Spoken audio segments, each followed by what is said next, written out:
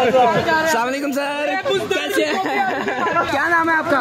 بزدار ہی سمجھے آپ؟ جی ہمارے ساتھ عثمان بزدار صاحب موجود ہیں، ہم ان سے پوچھیں گے کہ شہباز شریف اچھے تھے یا آپ اچھے ہیں؟ میں اچھا ہوں۔ یہ بڑی اچھی بات کہی آپ۔ اچھا، آپ نے قوم کے لیے کیا کیا؟ کچھ نہیں فی الحال۔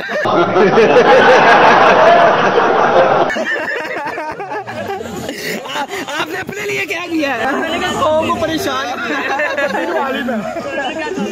ملک کے لیے کیا کرنا چاہتے ہیں؟ آپ ملک کے لیے کیا کرنا چاہتے ہیں؟ قوم کو مزید پریشان کرنا چاہتے ہیں۔ اگلے 5 سال آپ کے؟ ہاں جی، ہماری ہی ہیں۔ اب آپ اتنے زیادہ سوال کریں گے میں بھول جاؤں گا پھر۔